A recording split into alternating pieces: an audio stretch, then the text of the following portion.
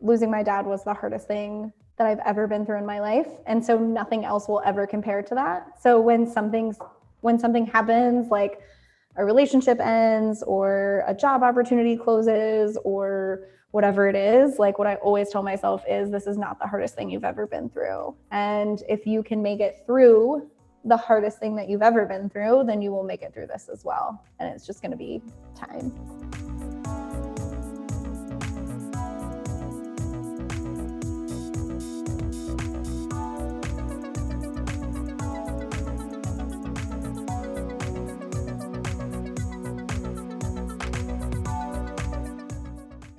Welcome to the Evolve Podcast, an open forum on personal growth and cultivating a positive mindset. I'm your host, Joe Fitzpatrick. Today on the show, we have Amanda Meyers. Amanda Meyers is an advocate for health and wellness with balance. As a full-time EMT and aspiring firefighter, Amanda is all about practicing good health on your terms, not what social media influencers are telling you to do. She is a lover of all things outdoors and also has a love for tequila and rescue dogs, especially her dog Lucy.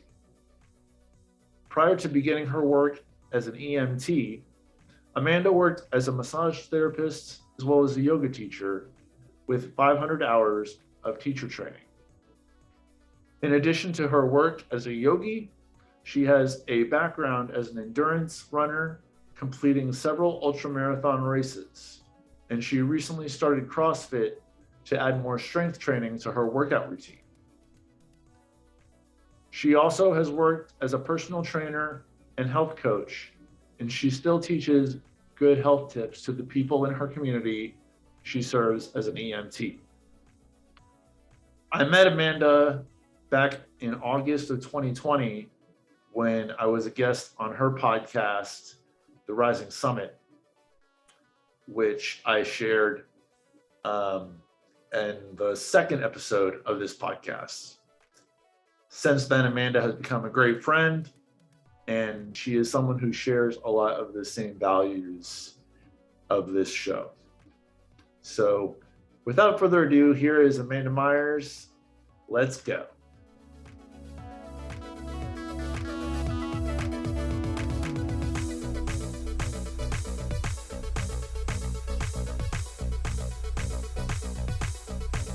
It's interesting doing another podcast with you, but from different roles. I know. I don't think this is my first interview where I've been on like this side of the mic. I've never been interviewed before. I'm always the one doing the interviewing. So This is interesting. So just to provide a bit of background, in the last episode that I re-released, I was interviewed by Amanda, who is the host of the Rising Summit podcast. We put that out in August of 2020, and I thought it would be a great opportunity to introduce Amanda to this audience. In addition to that episode, just to have you share a bit about yourself and your story and what personal growth and cultivating a positive mindset looks like in your life. So thank you for being here, and I'm looking forward to digging into it. Absolutely. Yeah. Thank you for having me. I'm excited as well. Yeah. So again, from your perspective, please introduce yourself and tell me what you do for a living and what you're passionate about. Sure. So I'm Amanda. I am born and raised here in Richmond. For a living right now, I'm a full-time EMT. Hopefully soon we'll add firefighter to that. But prior to that, I was working in the health and wellness industry for about 8.5 years. So it'd been a while. I was doing massage therapy, teaching yoga, doing a little bit of nutrition and some personal training. All of which I'm still very passionate about and continue to try to pursue on the side within balance, of course, of my full-time job. Yeah, and I think that takes up a pretty good portion of my life. Right. And I know the podcast that you do, that's more of a side hustle. Can you talk a little bit about that? Absolutely. So yeah, that just sort of was born out of me realizing that I have like a lot of really amazing people in my life. Like my yoga teachers, I've got tons of them and they're amazing. And then I have friends that are counselors and friends that are health coaches and all of these things. And I felt like we were having great conversations on the side Mm-hmm. that I felt like were valuable and that Yeah. people should hear. So it really just came out of, the man that I was married to at the time went to school for studio recording. And I called him one day when he was at work and randomly just said, do you have equipment to record a podcast? And he was like, Amanda, I have equipment to record a Pink Floyd album if that's what you want to do. And so he came home and he got everything out of the garage and we just like set it up in this spare room that we had, and kind of gave it a go. And I think it just sort of took off more than I could have ever asked or anticipated. But now that's definitely a passion project for sure. It's fun to hear everybody's stories and to try to gather information that might be helpful for people, especially in this very heavily saturated and what can be really confusing, like health and wellness world. Yeah. I've definitely been thinking about that too, in regards to, just how many interesting people there are in Richmond, especially like, and other people that I, have come to know over the years that just have a really interesting story and, are doing some really cool, like creative work and, Absolutely. trying to pursue like whatever, they're trying to achieve. And like, we all have goals, right? So, Mm-hmm. you know, growth is a natural progression of life, and we have certain things that we're aspiring to, and there's just so many people with great stories to tell and great experiences to share about how they're doing that. Absolutely. Yeah, Richmond is saturated Yeah. with just these amazing people with all these amazing stories. And I think it's so cool that like even you now, they have another platform to tell their story. And I think everybody that listens to a podcast at any point is going to get like a little something out, of each episode, or, have one episode maybe that resonates really hard with them. And hopefully they can just like pull a little something, even if it's just for that day, like pull a little something from that episode that will help them. Right. And I know you were doing your podcasts for like a couple of years, right? And then you took a break from it. I did. I took a break when I decided that I was going to make the career switch into EMS. Mm-hmm. I wasn't quite sure what that was going to look like for me. And I also felt like just a little bit off balance as far as like how many passion projects I had versus like where my career was going and what other things I was focused on. And so I decided that when I was going to make that career switch, that I was going to put everything on a pause and then just kind of reimagine everything and reduce the capacity into something that was more manageable and more enjoyable. And plus I had to go through EMT class, which is not an easy class to take and took up basically all of my spare time. But now that I feel like I'm in the groove with that career, I really think that even with the podcast and with yoga and even with massage therapy, it's because it's like not really my full-time thing anymore. I almost enjoy it more. Like it's a choice that I get to get up every day and do it. It's not something that I have to do. And so I'm finding that having it in that capacity has been a lot healthier for me. Right. And so I'm really excited to get it going again and like re-release some new episodes hopefully soon. And I'm like getting some people to reconfigure the logo and reconfigure the intro music and kind of do all of that fun stuff and just really use it as like more of a creative outlet, which I'm excited about. Yeah, that's really cool. And I love that you're like taking the opportunity to be more intentional about it and, using it as a creative outlet rather than, you know, being so hyper focused on, if it needs to like make any money or, have some sort of results, you have no attachment to the results. You're more about, the process and just enjoying making it, which I think is really great. Yeah, And I'm thanks. trying to embrace that mindset.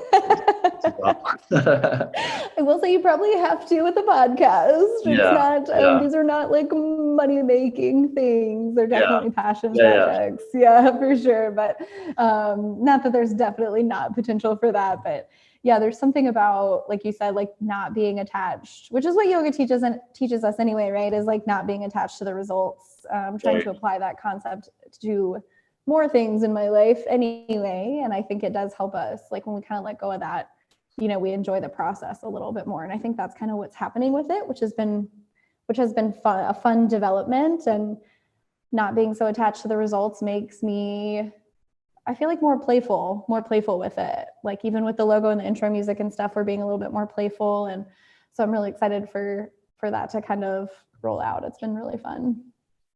Can you share like what makes it more playful? Well, we're upgrading the intro music just to be a little bit more upbeat. Mm-hmm. I think I'm actually going to expand the guest, like outside of health and wellness, just a little bit, like sort of bring the topic to health and wellness, but like talk to people outside of that industry and kind of get their stories as well. So I think that will be a lot more fun. The logo, I think, will be a little bit more fun. It'll just be something that I just don't take so seriously. Like the conversation might be a little bit more playful. It might not be so serious all the time. Like we'll see kind of like the energy that ends up coming out of it, but I'm excited for it. Very nice. I dig it. Do you want to talk about your like rest period from when you stopped doing the podcast to now, in terms of like what that experience was like for you? Like, did you have like any sort of ego or like sort of like something telling you like I shouldn't be doing this, but you knew that you needed to? Can you talk to 100%. that? Yes, I struggle with that anyway. In general, I tend to put too many things on my plate at one time. I'm not great about like taking rest days, whether it's like workout rest days or just like rest days in general. But and even then, it was I think for me, reconfiguring rest into like resting for me isn't necessarily like I'm gonna sit on the couch and like Netflix binge. Rest is for me is like I'm gonna shift my focus to something else and take a break from this, because that feels like rest to me. And so the fact that I switched my career took a lot of energy, but once I got into that career full time, I wasn't really doing any side projects. I was literally just working and coming home and going back to work and hanging out with my dog, and that felt really restful. It felt really like I could just focus on being a really good EMT. And I didn't feel like my energy was like going in a bunch of different directions. And so I think reframing rest has helped me a lot. And I think with that like moment of taking a break from all the side projects was when all the creativity sort of started flooding in, like being able to step back. I was like, ooh, what if I did this with the podcast, or this with my Instagram, or, focused on this a little bit more. It opens up so much space for you to like think differently about stuff. And so I think for me, that was sort of like what my like rest period looked like. Yeah, I'm not great about like telling myself I'm going to sit on the couch for like 8 hours, but that's probably a good thing, right? Yeah, I like to think of it as a good thing. I think people always tell me like how much energy and stuff that I have, but I think it's a good thing. It usually results in good things. Right. And it is about energy, right? Like it's about, what is draining your energy versus what is giving you energy. And absolutely. It's really great that you can shift your focus to something that gives you more energy, or at least doesn't drain your energy. as much, and it's really interesting to hear too that you like felt like the monotonous nature, maybe monotonous isn't the right word for it, but the repetitive nature of your job and coming home to take care of your dog, take care of yourself, in the interim, between your shifts, that you found that to be restful. And I think it's a good perspective, really, because we all think about like our work day, whatever your work is, to be stressful, and it doesn't have to be necessarily. And I don't think I've ever heard someone describe it the way that you have, and I think that's really cool. Yeah, thank you. Yeah, especially I think with the work that I do, I will say it's Seriously, it's pretty stressful. We have pretty stressful evenings for sure, and especially working in Richmond. We're a really, really high volume EMS system, but yeah, it was just something about like the monotony. I think monotony is a good word for it. Something about like the rhythm. Like I was just like in a rhythm. Is another good word for it. Yeah, and I felt a lot of rest within that rhythm. I mean, like, because if you think about like rest, right? Like it's cool to stop and take a break from things, but the world is going to keep moving, right? Like we still have to go to work and pay our bills, and like our dog still has to get walked, and like things really need to get done. You still have to feed yourself and shower, hopefully, and like do all of those things. But if you can find rest within those things, I think is really where you're going to like regenerate. Because again, those things still have to get done. So if you can like find rest in the rhythm, I think you're going to find a lot more benefit than just saying like, I'm just going to sit on the couch for 12 hours and then tomorrow I'll wake up and be totally refreshed. Like you probably won't really, right? If you think about that. So, cause it's probably actually not really doing great things for your physical body and your mental body. So, so for me, I found that really, really helpful. Do you feel like that comes from your yoga practice? I feel like it does, because when you're holding certain yoga positions, like downward dog, for example, it's, for some people, especially beginners, it can be a challenging position, but it's known as a restful position, because it is a time to pause, and just find that breath, be a little bit more intentional with the breath in that particular moment. And as a yogi myself, I definitely think that is relatable. Absolutely. Yeah, I completely agree. I think you're absolutely right. There's this really great book called Meditations from the Mat. And I'm blanking on the author's name right now, but there's a passage in there about that. And it's literally about resting within the posture. Like even in yoga classes, I feel like we get into a posture and we stare at the teacher and we're like, okay, what's next? I did the thing. I did it. Now what do you want me to do? Right. And we're so anxious to get to the next thing, to the next instruction, to the next posture, whatever it is.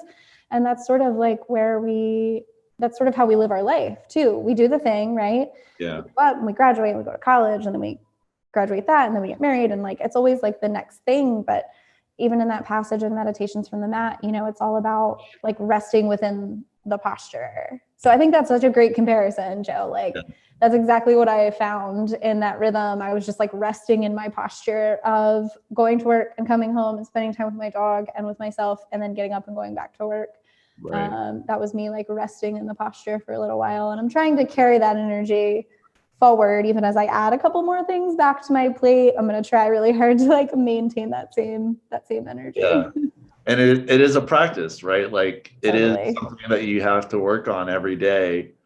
And, with that repetition, with that rhythm, it can be, more manageable and a little easier. Absolutely. Yeah. Everything is a practice. I'm sure there are days where I'm going to be much better at it than other days for sure. But yeah, with a little more practice, it gets a little easier. Right.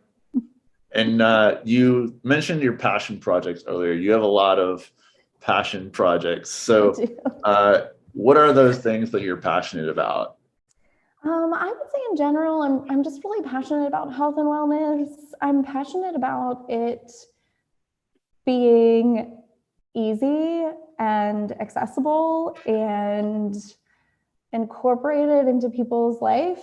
I think that there is a funny thing in health and wellness where we have this extreme of people not taking care of themselves at all, and it's like fast food and like a lot of drinking and like a lot of sugar and whatever. And then there's like this other kind of extreme that's like, I don't know, just very hardcore about what they eat and there's like no flexibility on either side, right? And I feel like I'm passionate about bringing something to the industry that is accessible for everybody, that like meets that person where they are, have a balance and be able to enjoy their life. Like I go out on the weekends and have, a Corona or a couple of shots of tequila, and I'm perfectly fine with that balance that I've struck, Right.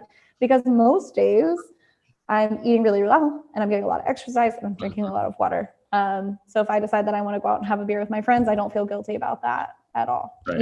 And so I think that's really what I'm passionate about, is like using health and wellness as a tool to like enrich people's lives. I think that's really interesting. It is important to make positive health changes accessible to people. And, I didn't become vegan and quit drinking overnight. It took a lot of, steps. It took a lot of willingness to change my diet, to be more active. Um, and, you know, uh, I think it's exactly like you said, you just got to do what works for you right now. And, maybe that's just drinking more water. Maybe that is quitting drinking. Like it's going to vary person to person. Absolutely. It's so individual, right? It's so based on like where you're at in your life and what your goals are. And I think that we need to allow more people flexibility within that too. Like a lot of my goals have changed over the last maybe 2 years, and my fitness looks different and my nutrition looks different. And my lifestyle even is a little bit different. I work nights, so my sleep schedule is like insanely different. and that's okay. I'm perfectly happy. I'm perfectly happy with that. I understand that there are things that, I'm probably going to sacrifice as far as my health and wellness, but I also know that I'm out doing really good, hard work every night. And that is fulfilling to me in a different way. And so also like allowing people to have that flexibility at different seasons in their life and know that that's going to change and that that's all right. We can adapt. Right. Right. Do you keep the same sleep schedule when you're not working your EMT job? I try to.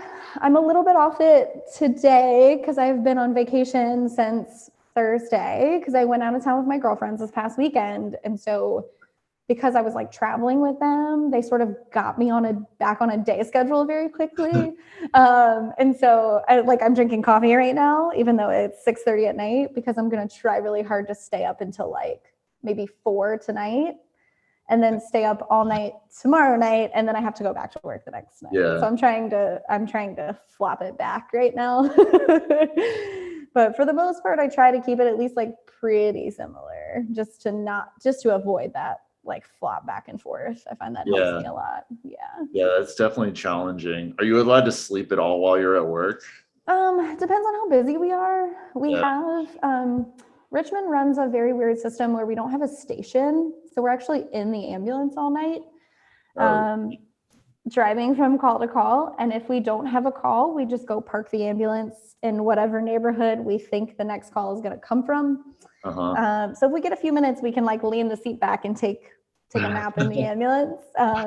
But we're a pretty busy system. I would say we probably only get to nap, maybe 30 minutes if we're lucky. Yeah. So we're running nonstop usually when I'm there for 12 hours. What does your nutrition and like workout routine look like these days? That's a good question. So when I first started in EMS, it like tanked. It tanked so hard. It was like, so there's like EMS break rooms at all the hospitals, which are filled with like Rice Krispie treats and chips and sodas and like all the stuff that I like, that I like never ate. But I found that I wasn't packing enough food with me to take to work. And then two, I felt like because my sleep schedule had changed and we, sometimes we run something that's really hard to see or like emotionally draining or whatever it was, I realized that I was going into the break room looking for like a dopamine hit. So I was eating like Rice Krispie treats every night, or, the bags of cookies every night or whatever it was. But once I was able to like bring some awareness around that, I was able to shift it a little bit. It's not that I never eat a Rice Krispie treat, but I've been much better about meal prepping. Because I want to go into fire, I have actually been, actually just started doing CrossFit. So, which is very different from running like miles and miles in the woods like I used to. Yeah, that's a big thing for you. Big change, but it's been really fun. It's something completely different. Like, my girlfriend that I traveled with this weekend, she's really big into CrossFit. And so she like showed me how to do dumbbell snatches and wall walks. And it was just like something new, like a new fun challenge for me. And I love the gym I'm going to. They've been super great. And because that has changed so much, because I went from being like an endurance athlete to now a strength athlete, I have stopped eating so many carbs and like way upped my I'm eating like more protein than I can handle at the moment. I'm like never hungry, but I'm just like shoving protein in my mouth because I'm trying to build a little bit before I go into Fire Academy. That's great. So I'm eating meals that are just like I'm literally going to go upstairs after this and eat an entire chicken breast for lunch. Like I'm just starving all the time and eating tons of protein. Are you doing keto? I'm not doing keto necessarily. I'm just like trying to hit a certain number of grams of protein every day. Trying to hit between 115 and 130, which is so much. Based on your body weight? Yeah, based on my body weight, my activity level, and like what I want to achieve. And I'm finding that just like with the more protein, I just like don't have room for as many carbs. You know what I mean? Like I make brown rice, like and sweet potatoes and stuff like that on the side, but I almost like never finish the carb because I'm making myself eat all the protein. So I'm just like, don't have room for it. Yeah. And I'm sure as you do more weight training, your metabolism will increase and you'll probably want to eat those carbs more. That's probably true. I hope so, because I love carbs. Yeah. I'm a big fan of carbs, like potato anything. Absolutely love it. I kind of miss them, but I'm just like in this kind of weird transition phase right now where I'm trying to shift. I feel like I need to gain a little bit of weight, gain a little bit of muscle weight before I go into Fire Academy. So that's like the main focus of the goal right now. When did you start doing CrossFit? It's only been a couple of weeks. Okay. Still pretty new. Yeah. Very new. Yeah. I still have no idea what I'm doing. Like front of the class, asking the instructor everything. It's really that is a good thing about CrossFit. They do have instructors there that like, help lead the workouts and they can provide tips on technique, and your friend too, like, can help you out with that.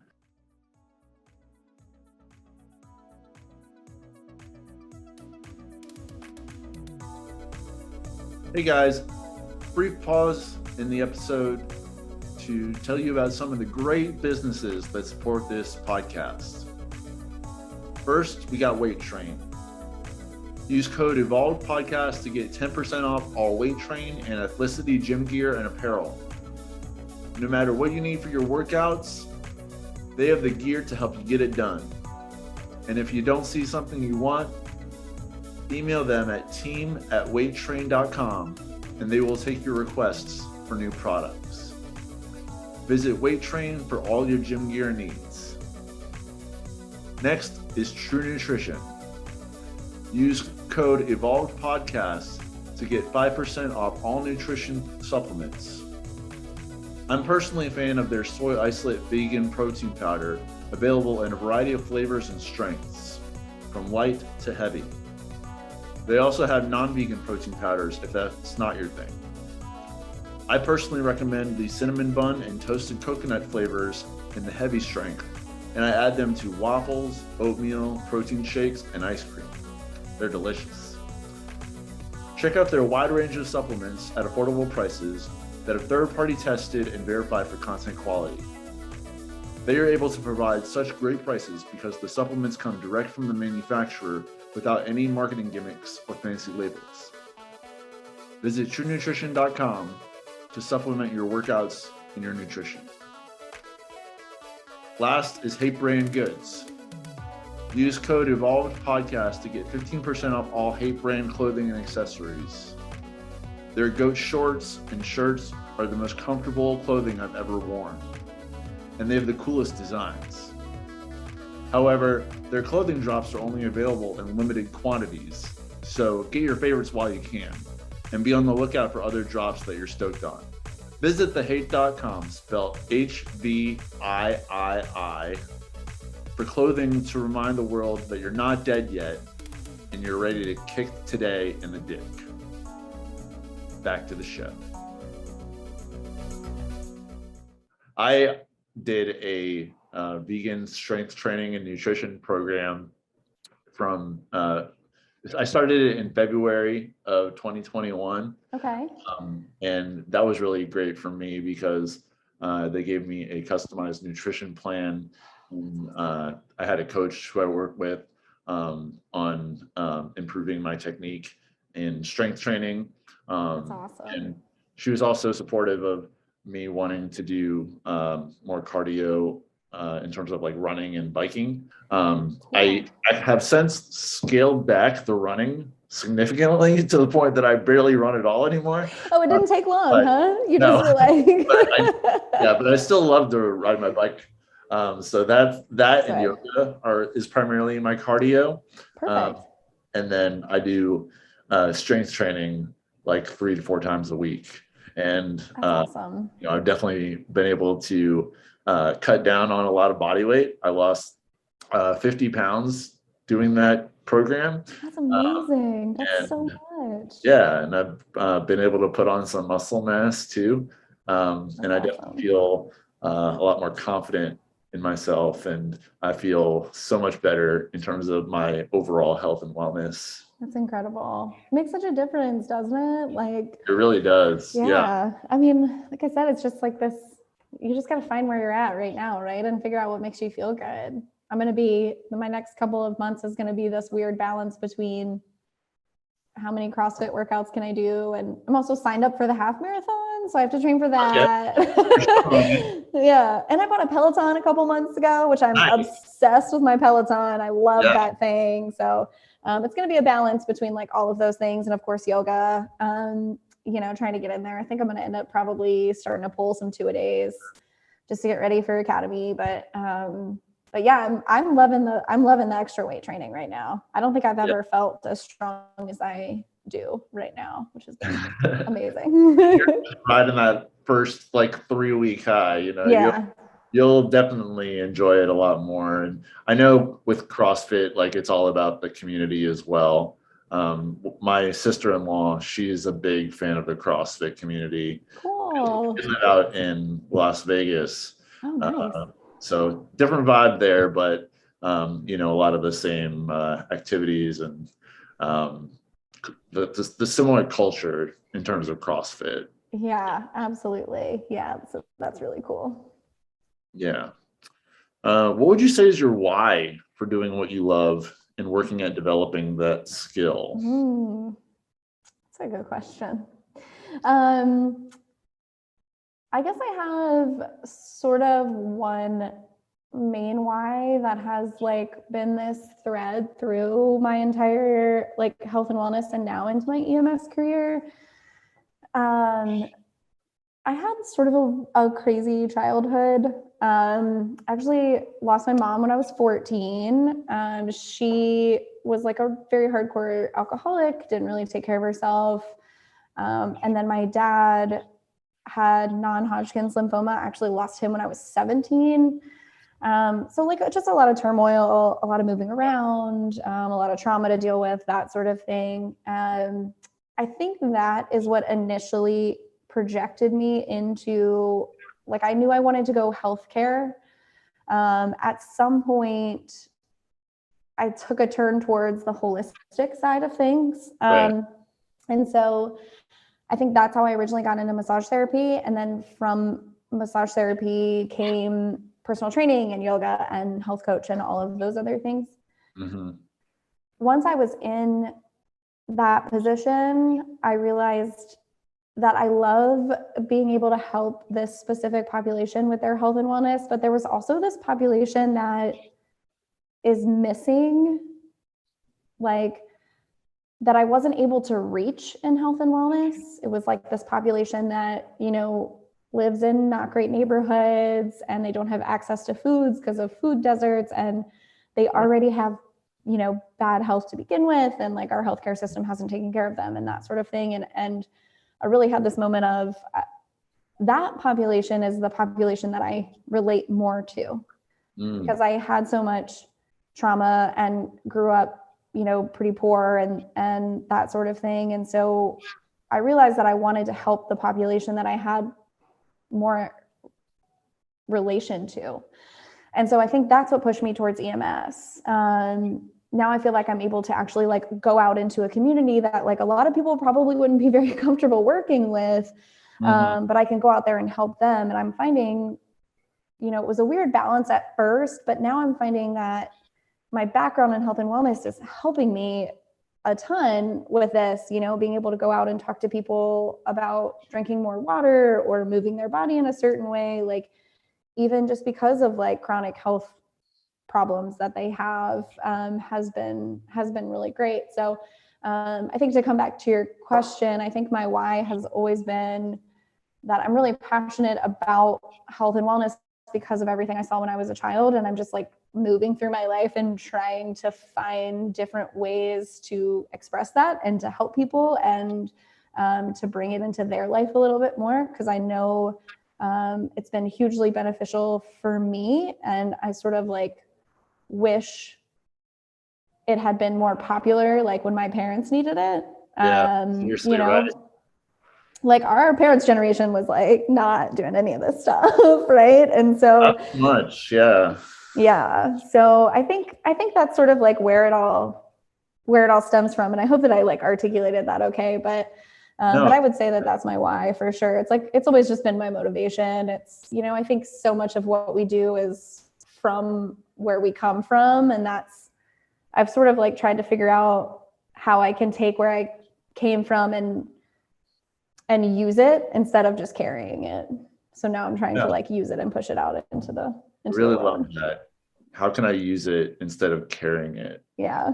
We have these experiences, these traumas that we carry with us in our lives, but what can we do with it? Like apply it to our lives to help other people. That's great. Thank you. I stole it from my therapist. I didn't make it up. My therapist told me that. She used to tell me all the time that it was a good thing that I had like seen all of this stuff when I was a kid, right? Like I saw drug use and abusive relationships and poverty and like all of these things. And she was like, that's a superpower. How can you use your superpower for good instead of just like internalizing this trauma? And the day that I told her I was going into EMS, she was like, you're using your superpower. Like I'm perfectly comfortable walking into somebody's house, you know, who's like not in the best condition and they've got these health issues, and like perfectly comfortable talking to them. Like none of that stuff bothers me. And it feels like I'm using it. Like I'm pushing it out instead. I'm using that comfortability with that situation to like hopefully be able to help somebody. Yeah, that's great. And you're really like serving the community in such a direct, hands-on way, you know. It's really awesome. Thank you. I'm just curious, in terms of like your interest, when you started taking interest in health and wellness, was that before your parents passed away or like at some point after that? It was actually after. It was that was a really good question. It was after. So after that happened, I sort of I drifted a little bit.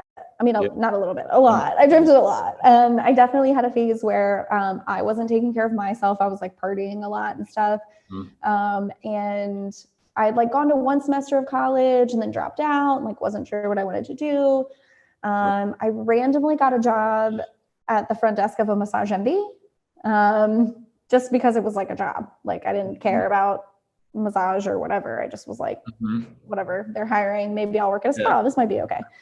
And then from there, it was like I learned a lot more about like how beneficial massage therapy is for the body. And then from there, I started learning more about the body in general.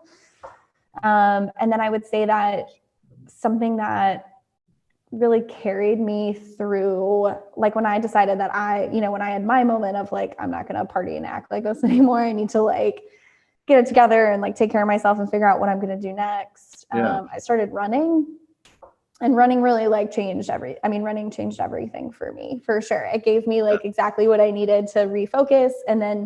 And because that happened while I was working at Massage Envy and like learning everything about massage therapy, I finally just like went to some of the therapists that worked there and was like, I'm thinking about going to massage therapy school. Like, I kind of want to do this. I kind of want to, help people feel better and like be more in their bodies. And like, can you tell me more about this? And they were really great at kind of pushing me in that direction. And then it just kind of like spiraled from there. Like I said, I always had an interest in healthcare. I just didn't know when I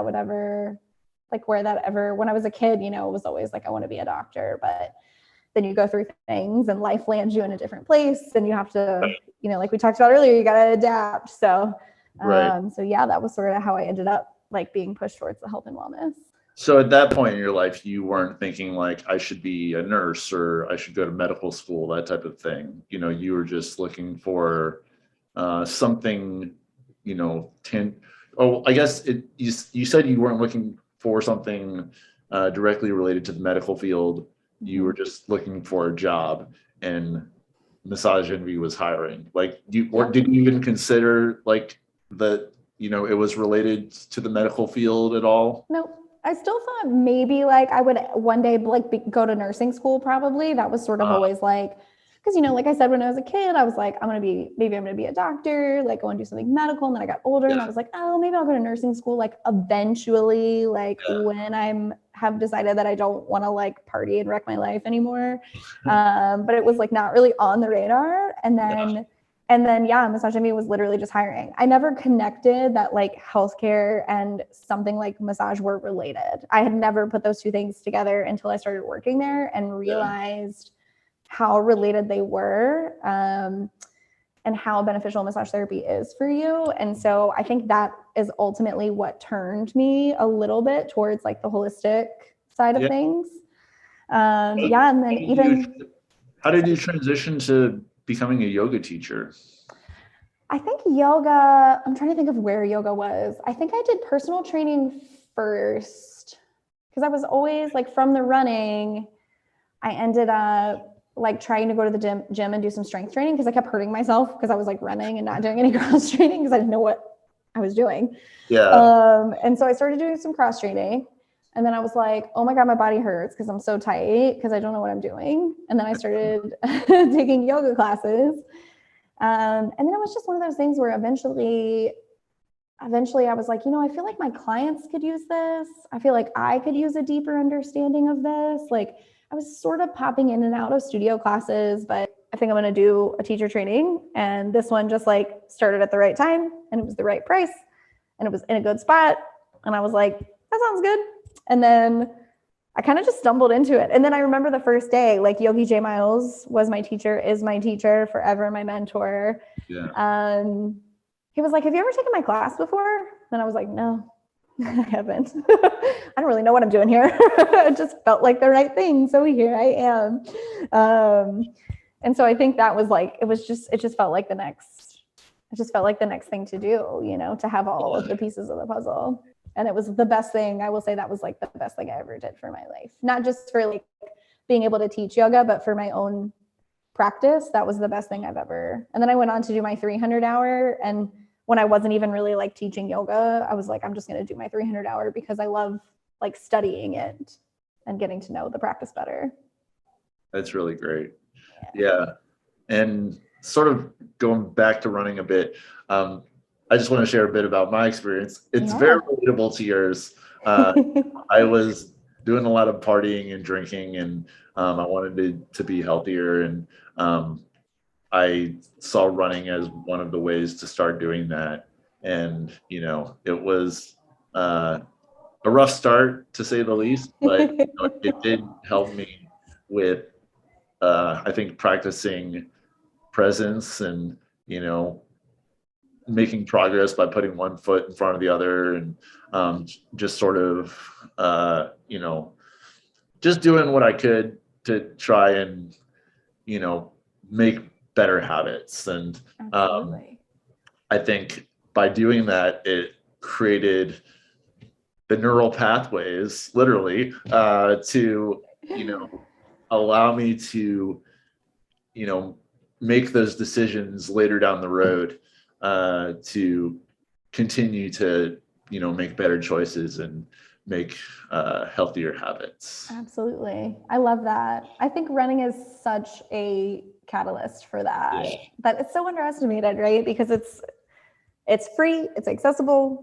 Right. You might need some shoes, but like really other than that, like you can literally go out and, like you said, put one foot in front of the other and just like see where it leads you. Like just see what happens. And then it literally like catapulted me into this health and wellness world, which I love. And I'm so glad that it did that for you too. It's such a powerful, running is a practice, and running is such a powerful practice.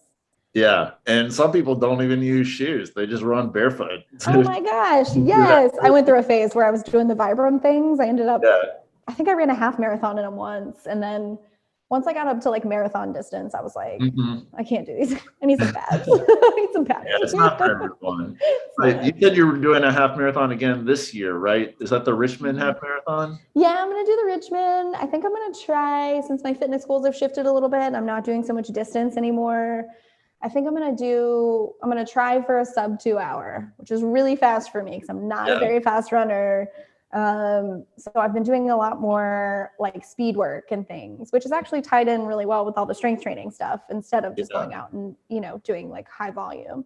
Right. But so we'll see how that goes. That's awesome. I mean, I know you've done, ultra marathons. So half marathon will probably be a walk in the park for you.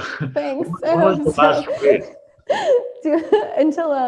Sorry, what'd you say? Say that again. When was your last race? Oh my gosh, it's been forever. I don't think I've raced since COVID. Yeah, I don't think I've raced since COVID. That's been at least a couple of years, maybe a few years. I was signed up for something, and then COVID hit and the world shut down. And then I don't know, it was just like one of those weird things. I haven't gotten back into it.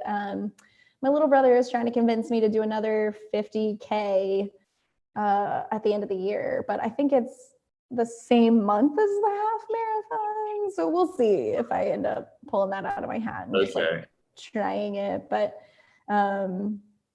yeah, we'll see. We'll see if that happens or not. I'm sort of just like leaving that one open. I actually like enjoy the longer distances versus it is the meditative speed. in a way.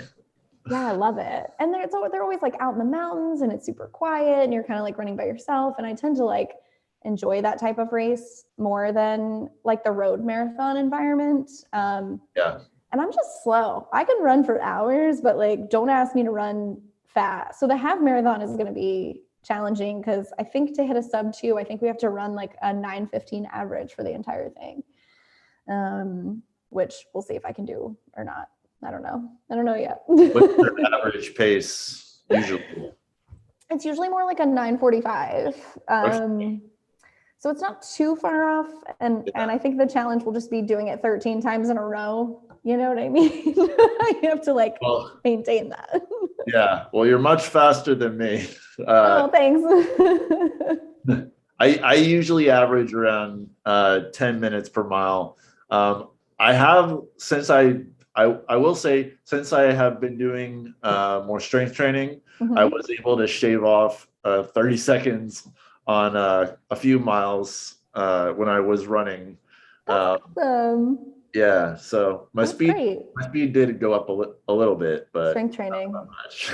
Strength training. Don't worry, mine's not going to go very much either. We'll see. I'll probably run a 9:15 for like half of it and then crash, but we'll see. We'll see what happens.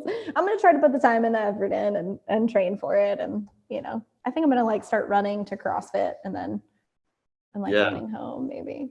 That's a good idea. Yeah.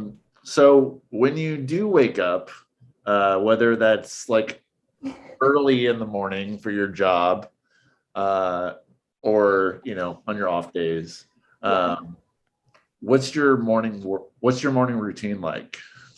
That's such a good question. I feel like people are very into this whole morning routine thing. And honestly, I'm like, if I can walk my dog and get some coffee in me, like, I feel like I've accomplished a lot. Like, I like to say that, I have this like long, beautiful routine where I like meditate and practice gratitude and like whatever. But like, honestly, Joe, like, I can't say that. Like, I get dressed. Neither can I. I can't do all that shit in the morning.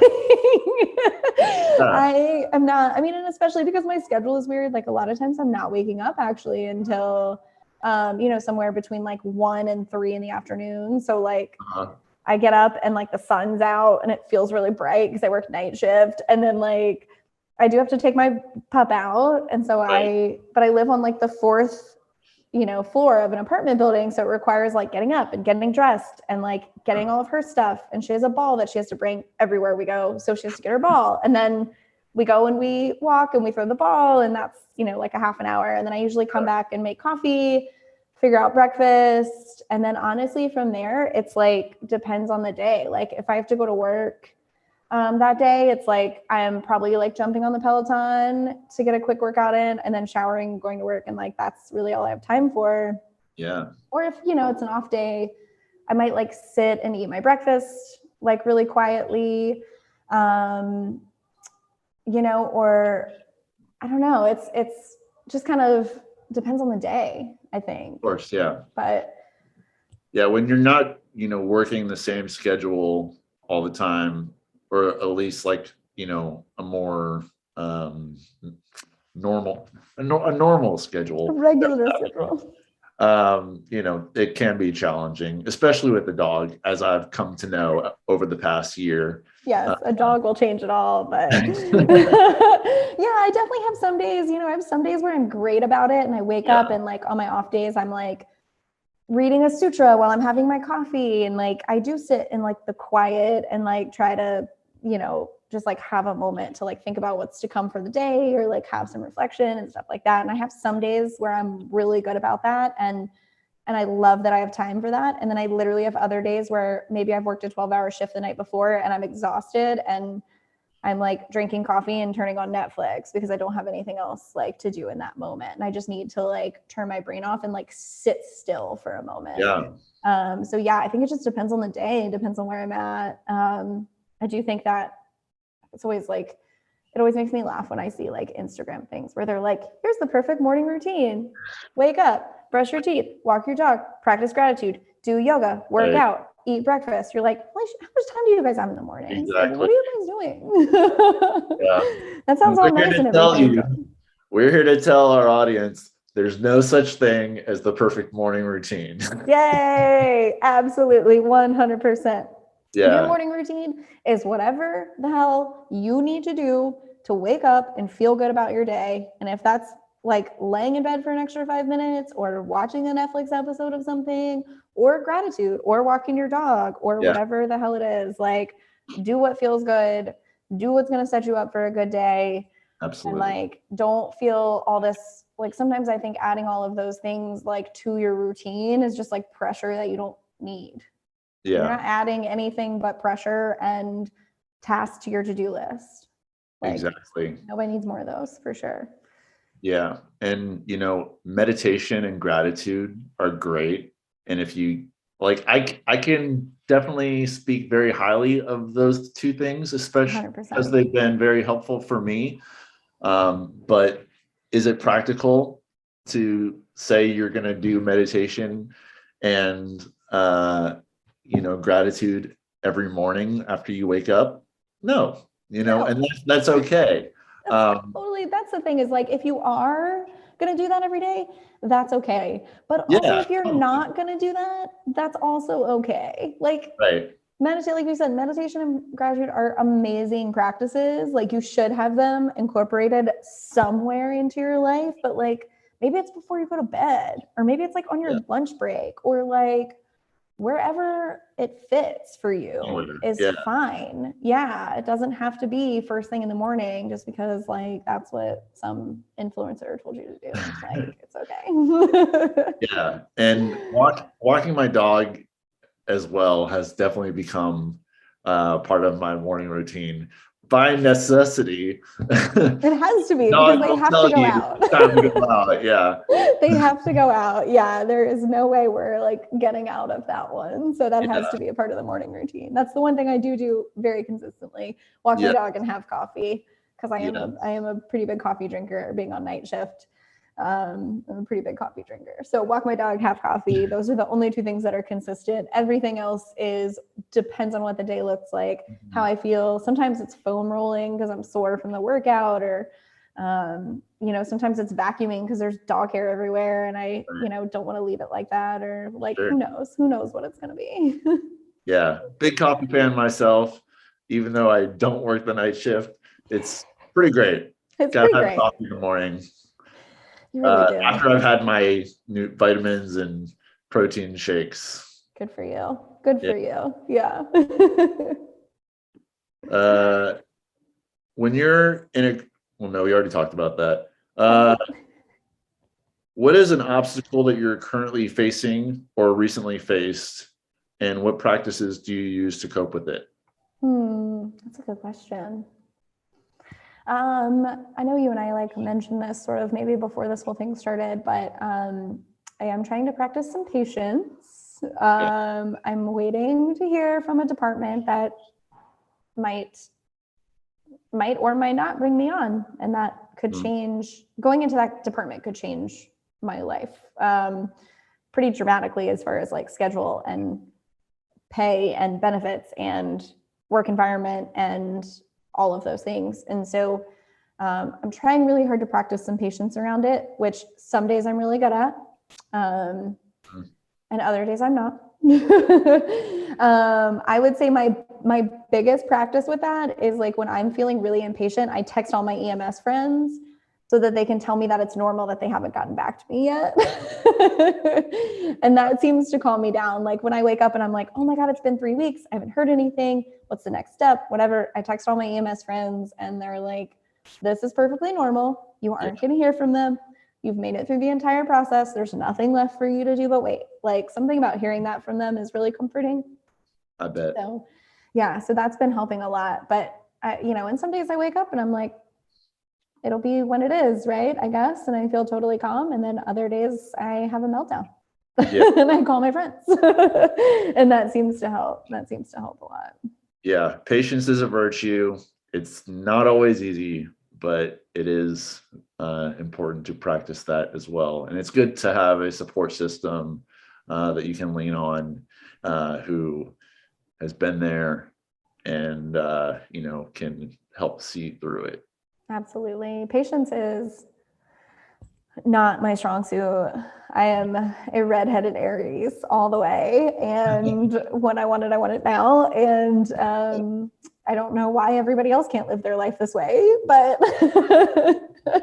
so I definitely have to check myself a lot with that one for sure. I have to check myself a lot with that. And so this has been like, even just like waiting for, potential career opportunity in this capacity has like really translated a lot of patience to like other areas of my life, which I'm really grateful for. Cause it's like, if I can wait for this, then like what else is worth waiting for and not necessarily like rushing into or being impatient and giving up and moving on to the next thing. Right. So it's like back to practicing things.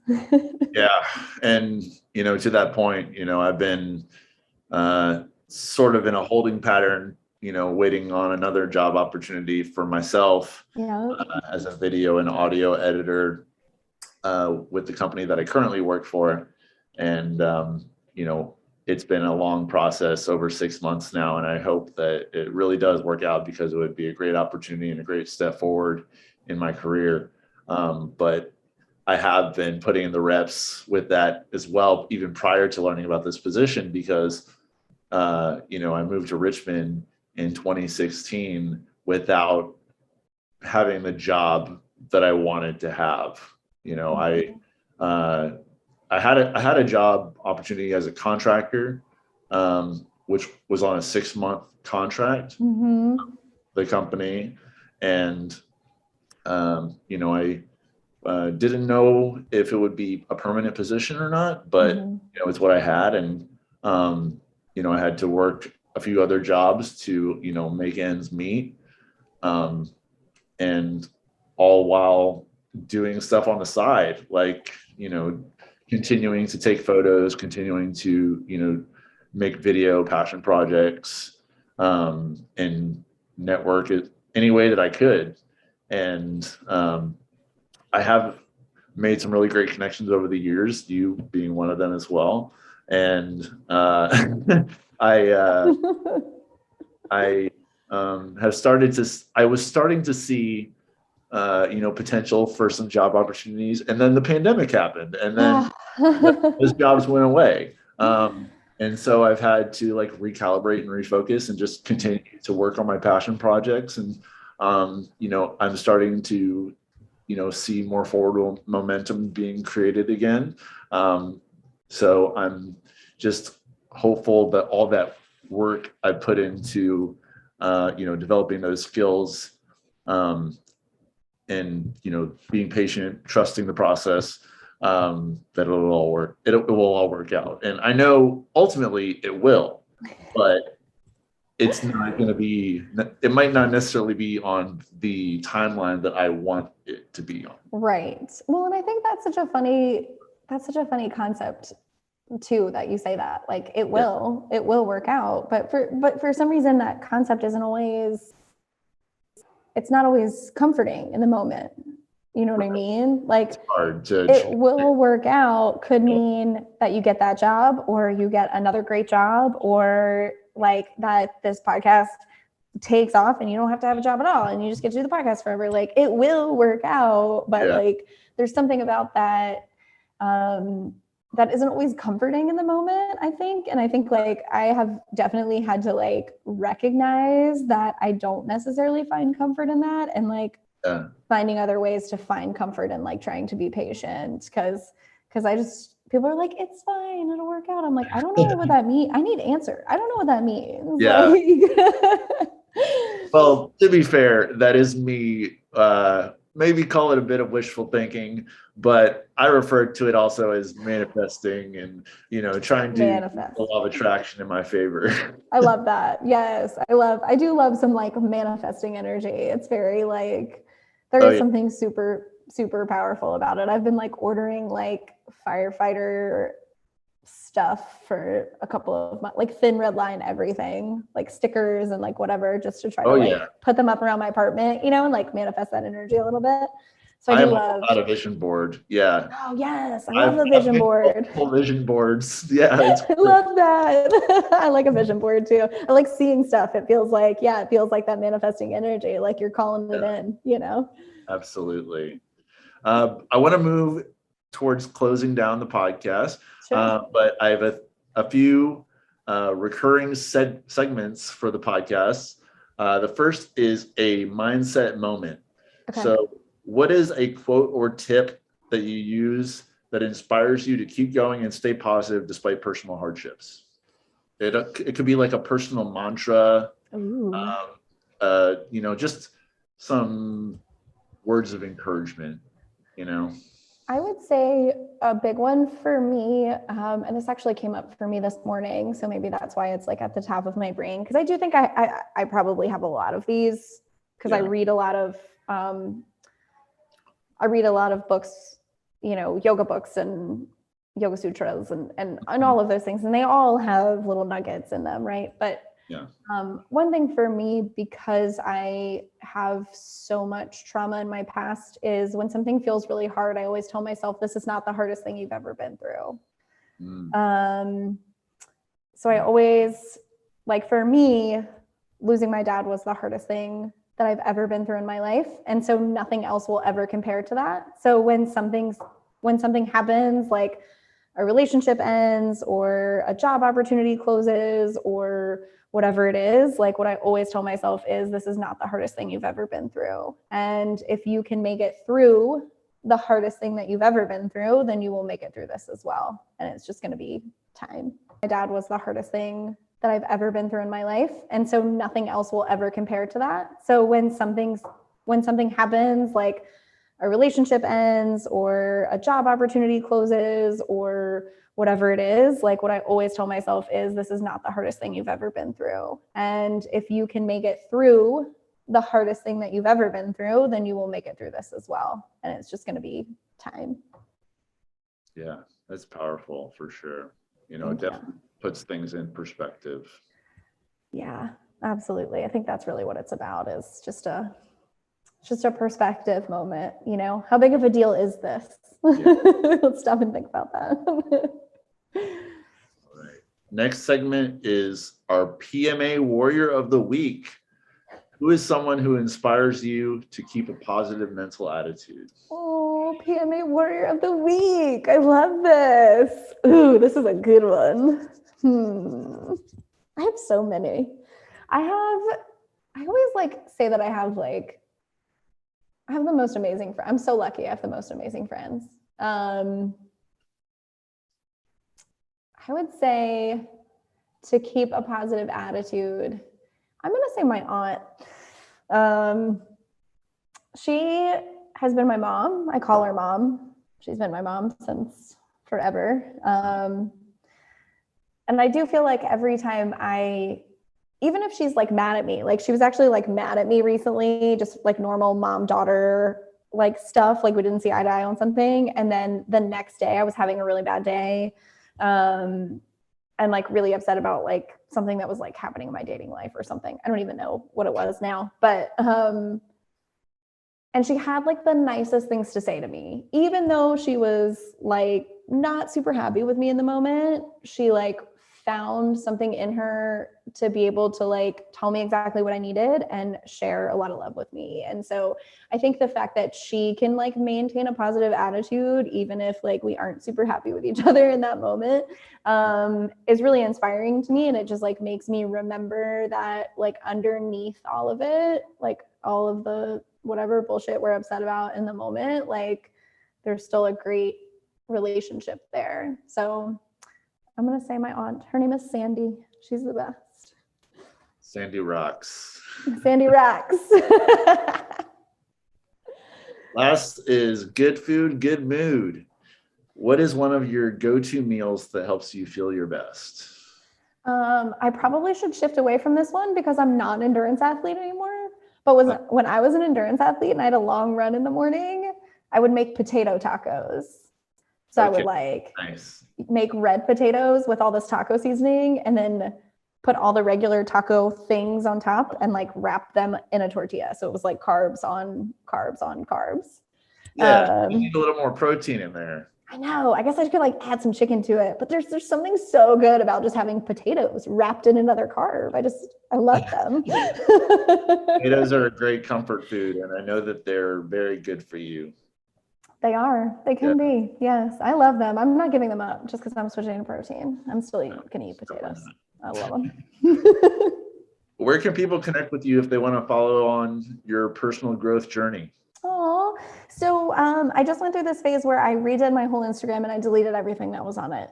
And I started over because I get like that. It might happen again. We don't know. But the Rising Summit Instagram is Rising Summit Health right now, which I think is also kind of a recent. It used to be like Rising Summit Yoga, but I felt like I wanted to share more of the encompassing journey of like the nutrition and the CrossFit workouts and all of the other things sort of in there. I'm going to try to do like some first responder wellness stuff in there and that kind of thing. So now it's Rising Summit Health on Instagram. I believe my personal Instagram is linked in there as well. It's just @Amanda Page. So that's my personal page where you can find more of like Lucy Girl and all my friends and like what I'm up to on the weekends and that kind of thing. Yeah, that's awesome. You get to see the like fun party side plus the health side. You have that balance of both. Absolutely. And, you're a beautiful person, Amanda. I'm so happy to know you and so happy that we got to do this. So thank you for coming on and sharing your story with us. Thank you so much for having me, Joe. I feel that way about you as well. So happy to have you as a friend. So thank you for having me. All right. Take care. You too. Bye-bye. Bye. Hey guys, thanks for checking out our podcast. I hope you got a lot out of it and it was helpful for you in your personal growth journey. If you haven't subscribed to the podcast yet, please do so on your preferred podcast provider. We're available on YouTube, Spotify, and Apple Podcasts. Stay blessed and keep the PMA. Later.